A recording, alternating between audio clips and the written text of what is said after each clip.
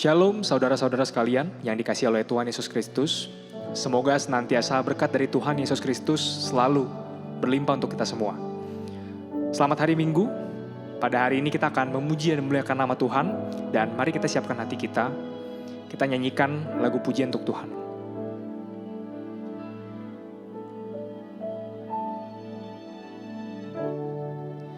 Into your hands I commit again with all I am for you, Lord. You hold my world in the palm of your hand, and I am yours forever.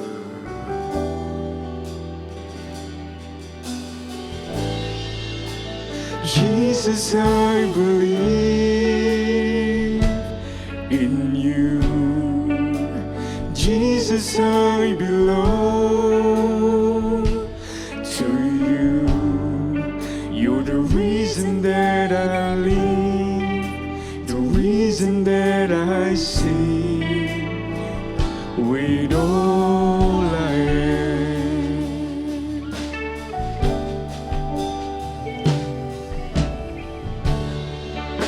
I walk with you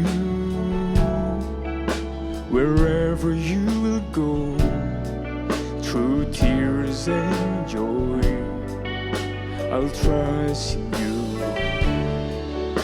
and I will live in all of your ways. Your promises forever.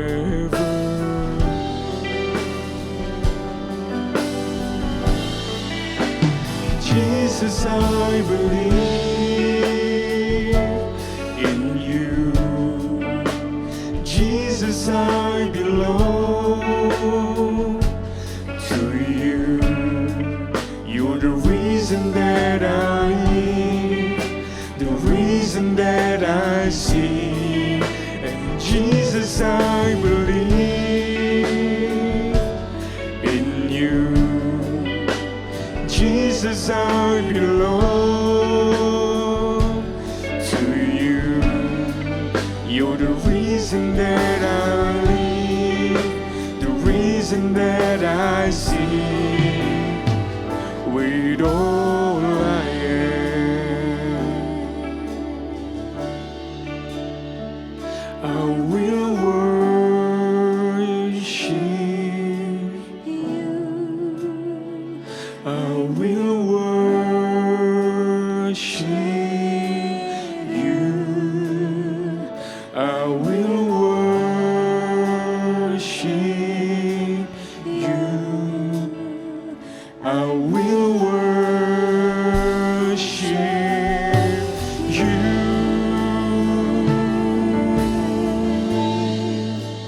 Jesus, I believe in you. Jesus, I belong to you.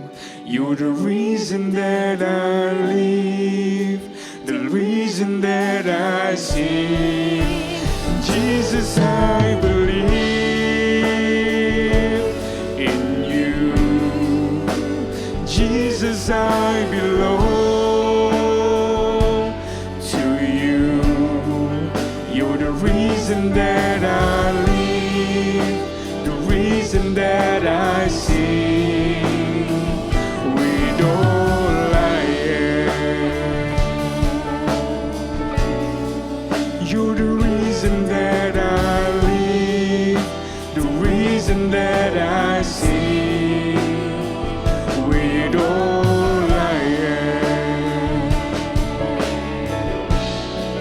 You're the reason that I live, the reason that I sing with all I am. Mari kita satukan hati kita dalam doa. Bapa kami di surga, terima kasih atas berkat-Mu. Terima kasih atas penyertaan-Mu sepanjang tadi malam hingga saat ini, dan kami bisa berkumpul kembali meskipun secara online, tapi semangat kami untuk memuliakan nama-Mu, untuk memuji nama-Mu. Kami ingin menyembah-Mu dengan lebih baik lagi. Dan berkatilah ibadah ini dari awal hingga akhir, berkati supaya kami bisa memuji dan memuliakan nama-Mu Tuhan Yesus Kristus dengan lebih baik lagi. Dan hanya di dalam nama Tuhan Yesus Kristus kami telah berdoa dan mengucap syukur. Sama-sama kita katakan, amin. Saudara siap memuji Tuhan? Tuhan kita adalah Tuhan yang ajaib, amin. Mari kita katakan, ajaib Kau Tuhan.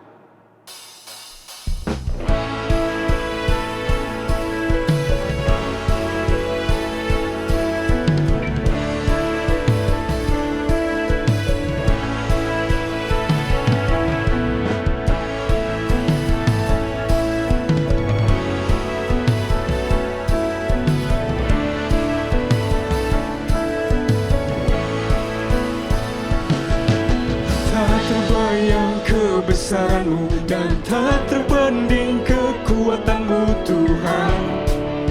Kau megah bagiku. Segenap jiwa dan pengharapan telah ku serahkan untuk rencana-Mu Tuhan. Kau Raja atasku.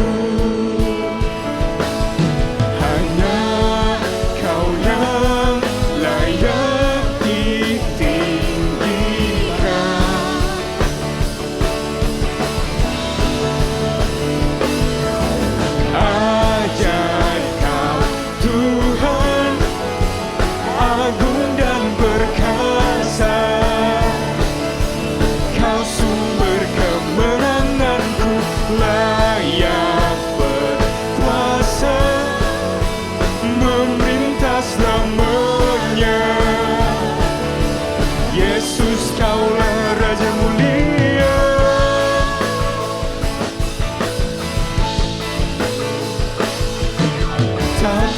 yang kebesaran-Mu dan tak terbanding kuatan-Mu Tuhan.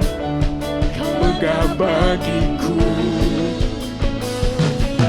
Segenap jiwa dan pengharapan telah ku serahkan untuk rencana-Mu Tuhan.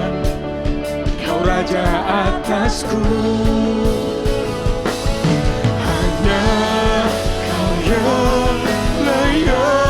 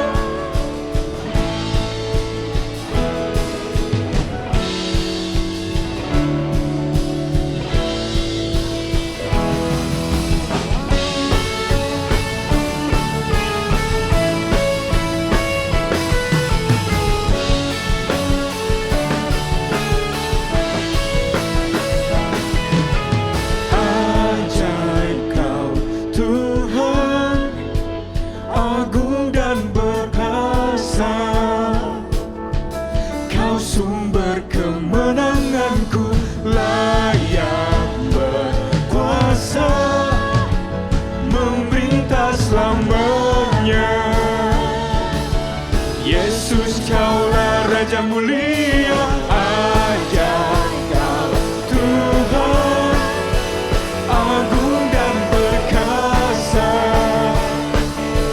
Kau sumber kemenanganku, layak berkuasa, memerintah selamanya. Yesus Kaulah Raja mulia, Raja mulia, Raja mulia. Beri kemuliaan buat Tuhan.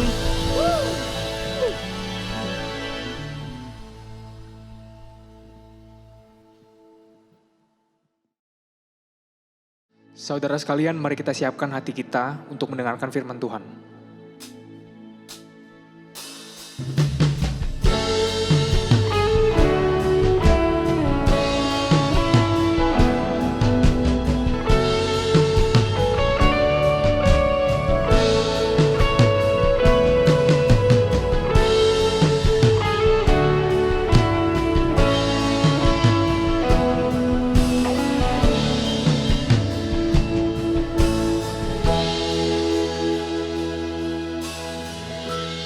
Ujilah aku Tuhan, cobalah aku Tuhan, selidiki batinku dan hatiku, mataku tertuju padamu. Aku cinta padamu Tuhan, aku rindu hadirat-Mu Tuhan, aku ingin selalu dekat padamu, menikmati kehadiran-Mu. Ku nyanyi Hosana, ku nyanyi Hosana bagi Rajaku yang duduk di tahta. Aku muliakan dan ku agungkan, Kau layak disembah.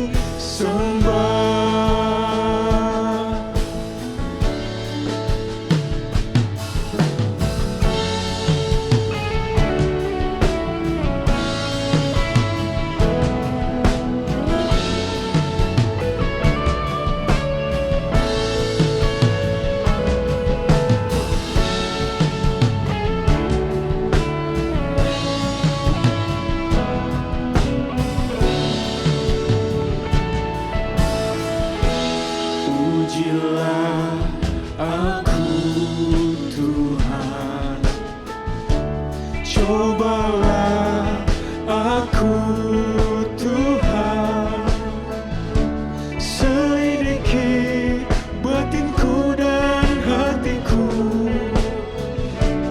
mataku tertuju padamu. aku cinta padamu Tuhan.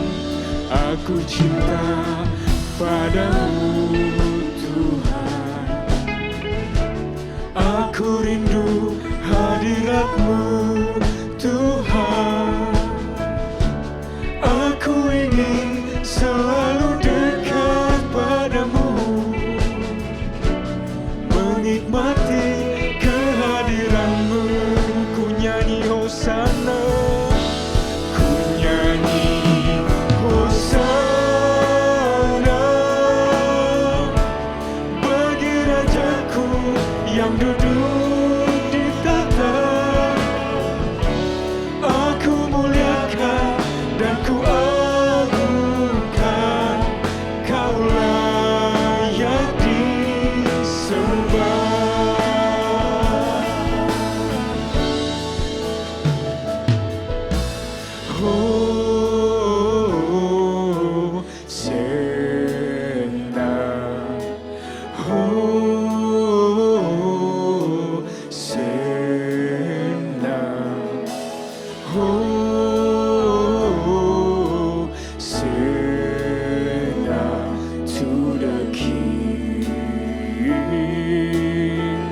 Hosana,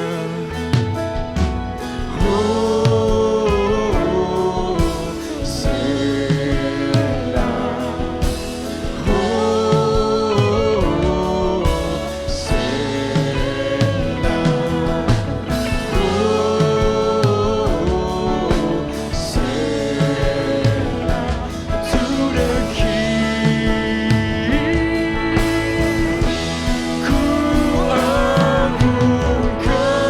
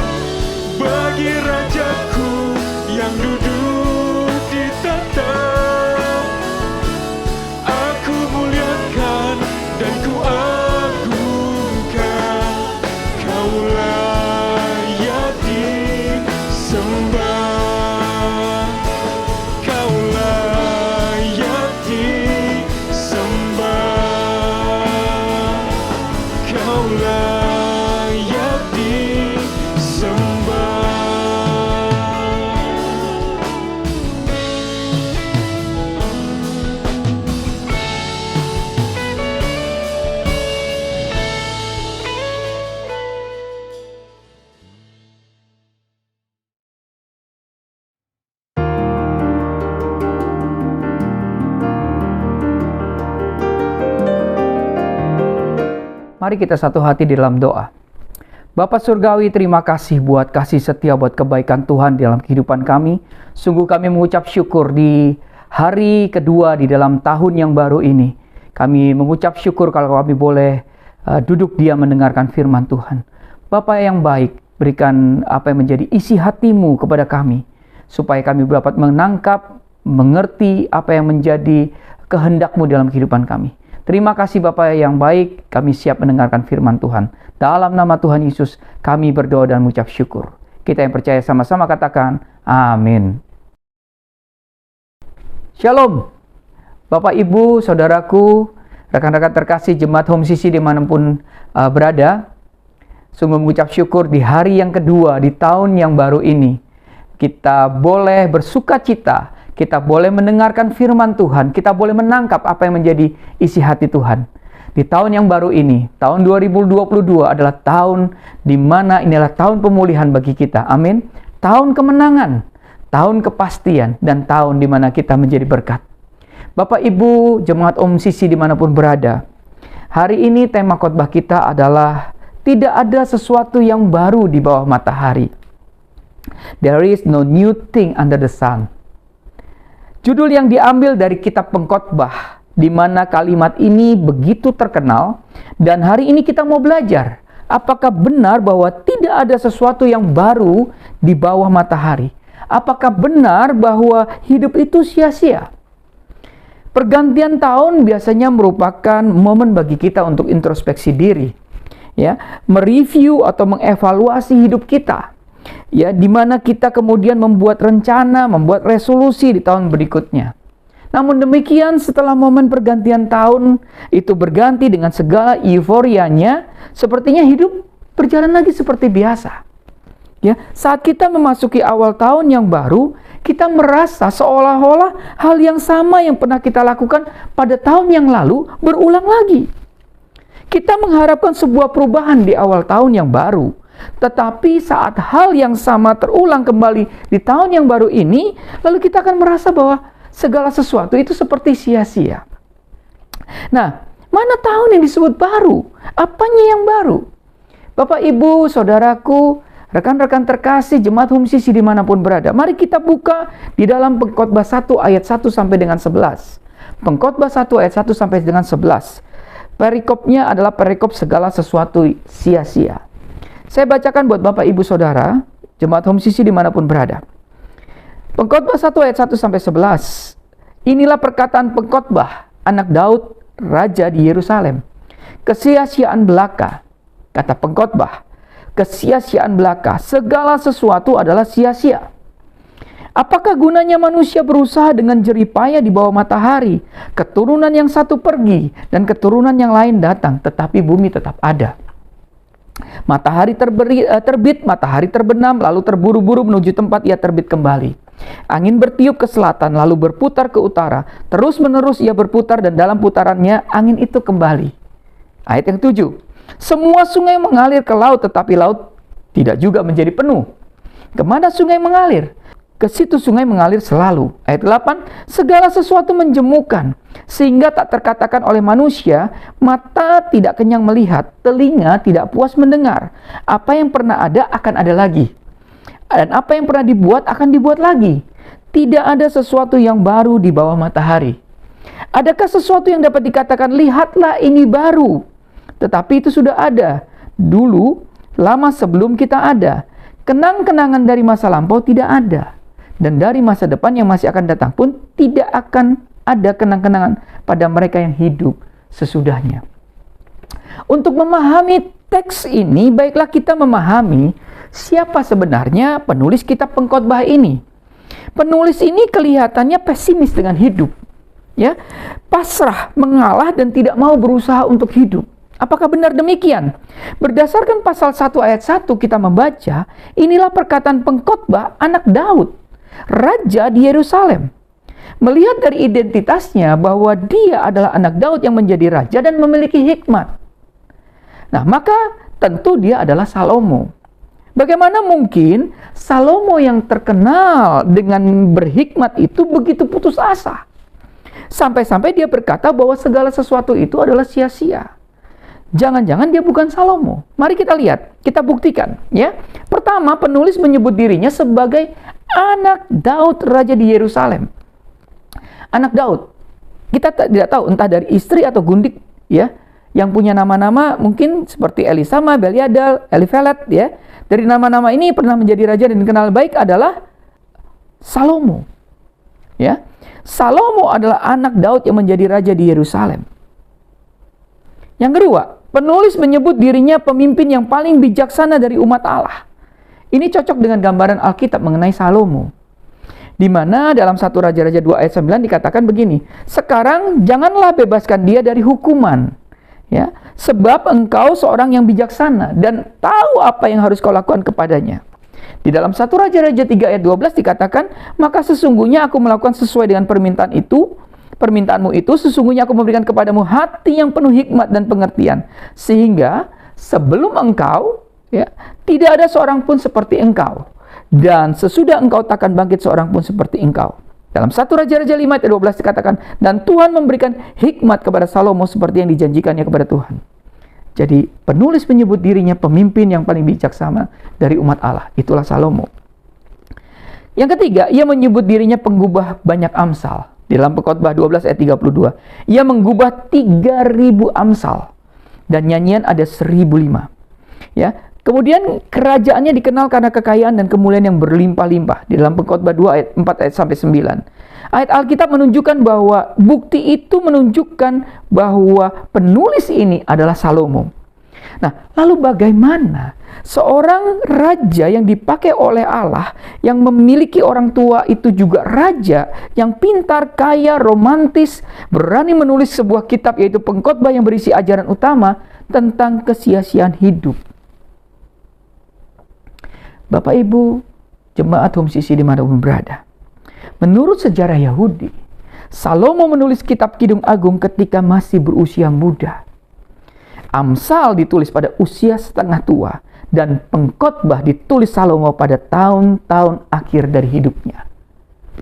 Sebuah tulisan dari pengantar Alkitab Full Life menyebutkan bahwa pengaruh yang bertumpuk dari kemerosotan rohani, dari penyembahan berhala, ya, kemudian hidup memuaskan dirinya pada akhirnya membuat Salomo kecewa dengan kesenangan dan materialisme sebagai cara untuk mencapai kebahagiaan.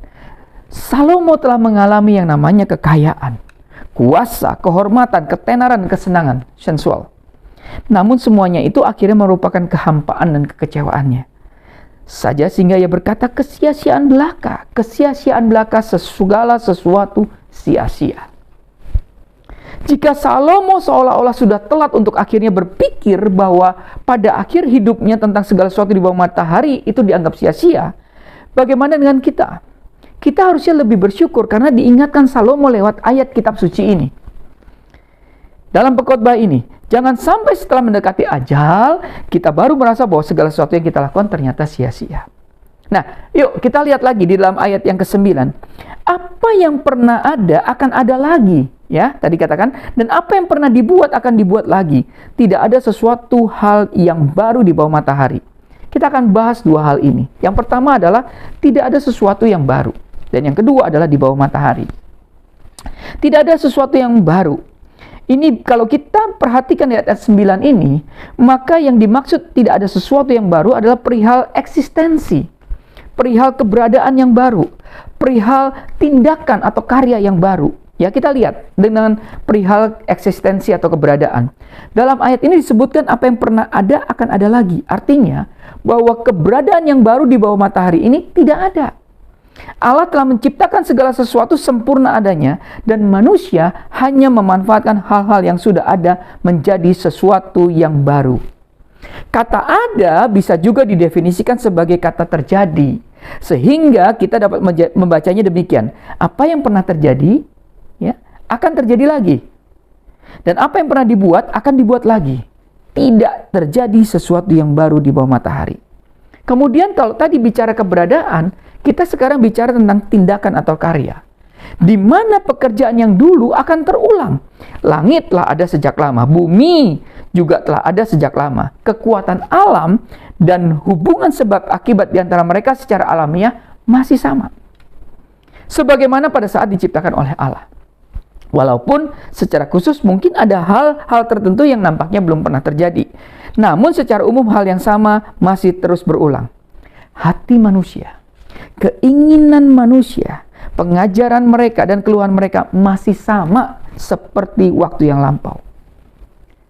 Seorang rabi Yahudi menulis begini, di dalam kitab Pengkhotbah menulis bahwa tidak ada yang baru di bawah matahari. Yang dia maksudkan adalah dalam dunia fisik. Tidak ada yang diciptakan yang disebut baru. Karena tidak ada sebuah penciptakan yang dapat disebut creation ex nihilo, yang artinya diciptakan dari yang tidak ada. Semua itu hanyalah transfer energi dan mengumpulkan kembali bagian-bagian tertentu yang terpisah satu dengan yang lainnya dalam sebuah struktur yang berbeda. Nah, lalu bagaimana dengan teknologi? Saya ditanya, bagaimana dengan teknologi baru buatan manusia? Philip Graham Raken mengatakan begini, dalam era informasi sekarang ini, ya, setiap hari kita melihat sebuah proses gambaran visual yang tidak berakhir, seperti Comcast, ya, YouTube, social media, Netflix. Kita juga dapat mendengar banyak suara dari iPod, iPhone, iTunes, TV, CD, MP3, ya. Namun sesudah kita menonton, sesudah kita mendengar dengan telinga kita, sesudah mata kita puas, ya, melihat, ya, ternyata akhirnya kita ingin lagi melihat, kita ingin lagi mendengar, ya. Kita tidak akan merasa cukup. Selalu ada hal yang ingin kita lihat lagi, ada satu lagi yang ingin kita dengar lagi, dan selalu begitu. Tidak ada yang baru. Yang kedua, yang kita bahas hari ini, kalau tadi kita bahas tentang tidak ada sesuatu yang baru, yang hari ini kita akan bahas adalah di bawah matahari. Ungkapan di bawah matahari ini muncul di dalam kitab Pengkhotbah sebanyak tidak kurang dari 20 kali. Ya, kira-kira 28 kali ya perhitungan kita. Secara logika sederhana kita memahami bahwa jika mataharinya ada di atas bumi, maka berarti di bawah matahari yang dimaksudkan di sini adalah bumi, ya. Ini di dalam Theological Workbook of the Old Testament, ya. Itu dikatakan demikian. Ketika Pengkhotbah berbicara tentang segala sesuatu di bawah matahari, ia sedang berbicara mengenai hal-hal yang duniawi, yang sementara dan yang terkait manusia. Nah, jadi kesimpulan sementara kita adalah hidup di bumi ini adalah hidup yang sia-sia. Ini sementara ya.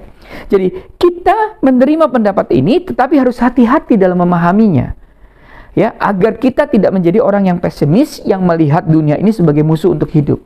Nah, kalau kita pesimis pada hidup, maka kita merasa bahwa hidup ini adalah perjalanan menuju kematian, bukan kepada kehidupan. Ini berbedanya. Orang-orang percaya harus memahami bahwa kita sedang berjalan menuju kepada kehidupan, bukan menuju kepada kematian. Karena kita diselamatkan dan memiliki hidup yang kekal di dalam Yesus Kristus. Katakan amin. Dalam buku Explore the Book Ecclesiastes ditulis ada 10 macam kesia-siaan dalam pengkhotbah.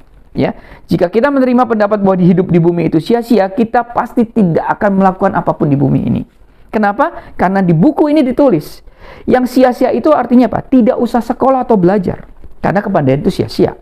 Tidak usah bekerja, karena hasil kerja orang yang rajin dan malas sama-sama akan punah. Tidak usah punya rencana, karena rencana hanya ada di tangan manusia, tapi keputusan dari tangan Tuhan.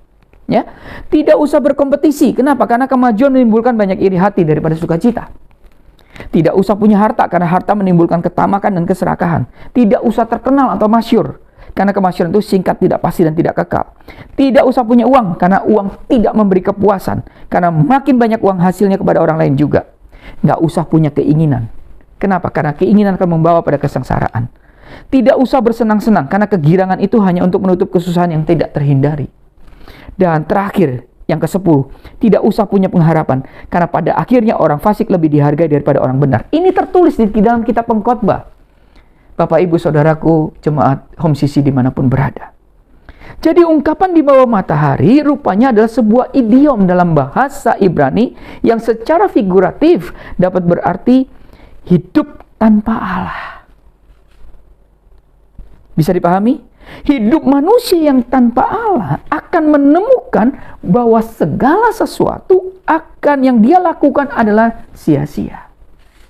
Jadi kalau saudara hidup, ya kita semua orang percaya hidup dengan Allah, hidup bersama Allah, maka tidak ada sesuatu yang sia-sia. Katakan amin. Kenapa? Karena hidup di dalam Tuhan, hidup bersama Tuhan, ya, kita akan menemukan kebenaran sejati itu. Hidup manusia akan terus berjalan, tetapi kepuasan hidup yang sejati dan hal-hal yang baru tidak akan didapatkan di bawah matahari kecuali kita ada di dalam Tuhan. Bapak, Ibu, Saudaraku, jemaat Home Sisi dimanapun berada. Oleh Salomo ada 6 W, ya, W yang ditulis. Apa saja yang dicari manusia tapi tetap tidak membawa kepuasan. 6 itu. Yang pertama adalah wisdom. Orang tidak akan puas dengan mencari ilmu. Kemudian wine, ya. W kedua adalah wine, anggur, kemabukan. Ya. Yang ketiga adalah wall atau tembok atau rumah. Yang keempat wealth atau kekayaan. Yang kelima woman. Ya. Yang keenam adalah work. Ini semua ada di dalam kitab Pengkhotbah. Tidak ada kepuasan sejati dalam 6W tadi, ya, atau 6W tadi. Jadi jika kita mengejar 6W ini, maka hasil yang kita dapatkan adalah sia-sia. Tapi di dalam Kristus itulah ada yang namanya kepuasan sejati. Katakan amin. Kepuasan sejati hanya ada dalam Tuhan Yesus Kristus. Hidup tanpa Kristus adalah hidup tanpa makna. Jadi kejarlah Kristus. Katakan amin. Di tahun 2022, di saat kita mulai hari ini, tahun yang baru, ya, kita harus mengingat bahwa hidup di tahun 2022 adalah tahun bersama dengan Kristus. Katakan amin. Bukankah Tuhan Yesus mengingatkan kita? Dikatakan di dalam Yohanes 15 ayat 5b. Dikatakan, di luar aku kamu tidak dapat berbuat apa-apa. Kita harus bersyukur, Bapak, Ibu, Saudara, jemaat Home Sisi dimanapun berada, bahwa kita bisa mempelajari kitab Pengkhotbah, di mana kita bisa memahami kehidupan dari Salomo. Kitab Pengkhotbah memberikan orang Kristen sebuah hikmat mengenai kehampaan dan kesengsaraan yang dialami mereka yang tidak mengenal Allah. Mereka yang tidak mempunyai iman yang menyelamatkan akan menjalani kehidupan yang akan berakhir dengan sia-sia.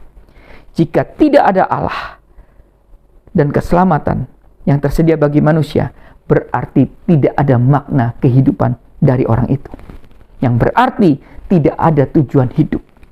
Di akhir tulisan kitab Pengkhotbah ada satu hal yang saya pahami menjadi inti dari kitab Pengkhotbah, yaitu Pengkhotbah 12 ayat 13. Dikatakan begini, akhir kata dari segala yang didengar ialah takutlah akan Allah dan berpeganglah pada perintah-perintahnya, karena ini adalah kewajiban setiap orang.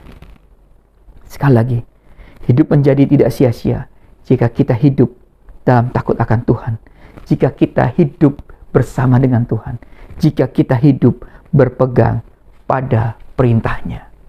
Bapak, Ibu, Saudara, jemaat Home Sisi dimanapun berada, dunia di bawah matahari, ketika terpisah dari Tuhan, ketika terpisah dari Allah, hanya dipenuhi dengan frustasi, hanya dipenuhi dengan kekejaman dan ketidakadilan. Hidup itu pendek dan tidak berarti. Di dalam Kristus, hidup merupakan sebuah bayangan kemuliaan yang akan datang. Di surga kelak, kemuliaan yang hanya dapat dijangkau melalui Kristus. Jadi bagaimana hari ini kita menyikapi hidup yang kita jalani di tahun-tahun yang akan kita jalani, di tahun yang baru ini kita mulai. Mumpung masih di awal tahun, mari kita buat rencana untuk mengisi, untuk hidup bersama dengan Tuhan, untuk hidup dengan takut akan Tuhan. Tuhan Yesus memberkati. Mari kita satu hati di dalam doa. Bapa yang baik, terima kasih. Kami sudah belajar sedikit tentang kebenaran firman Tuhan di dalam Pengkhotbah 1 ini, ayat 1 sampai dengan 11. Kami percaya Tuhan bahwa hidup di bawah matahari harus hidup bersama dengan Tuhan. Hidup di dalam takut akan Tuhan. Hidup di dalam berpegang pada perintah-perintah-Mu. Bapak, ajar kami di awal tahun ini, kami membuat komitmen yang baru untuk kami boleh melangkah bersama dengan Engkau. Kalau kami boleh hidup bersama dengan Engkau, karena kami tahu hanya hidup bersama dengan Tuhan, hidup kami tidak akan pernah sia-sia. Terima kasih Tuhan Yesus, kami serahkan segala rencana rancangan kami ke dalam tangan Tuhan. Kami mau hidup bersama dengan Tuhan. Terima kasih Bapa yang baik, di dalam nama Tuhan Yesus, Tuhan dan Juru Selamat kami yang hidup. Haleluya. Amin. Kami memuji kebesaran-Mu,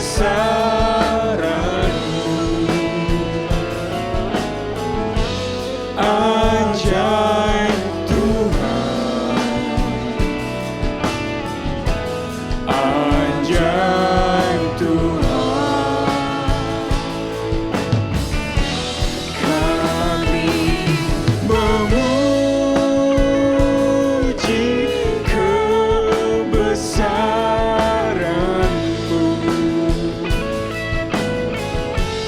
ajaib Tuhan, ajaib Tuhan. Kami memuji kebesaran-Mu,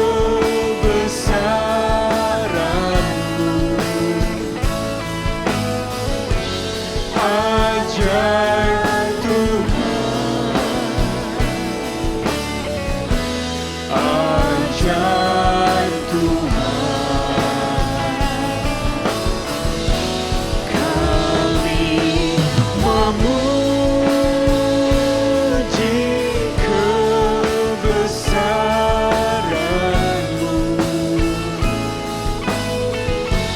ajaib Tuhan, ajaib Tuhan, ajaib Tuhan, ajaib Tuhan.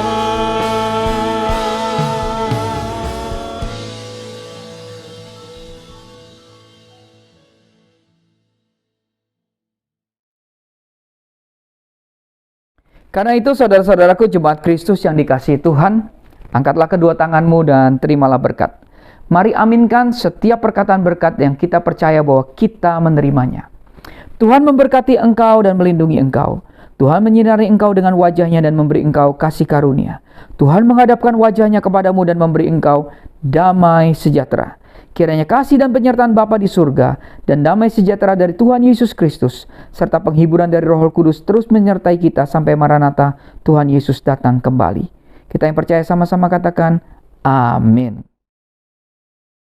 Terima kasih Yesusku, terima kasih Yesusku. Puji syukur hanya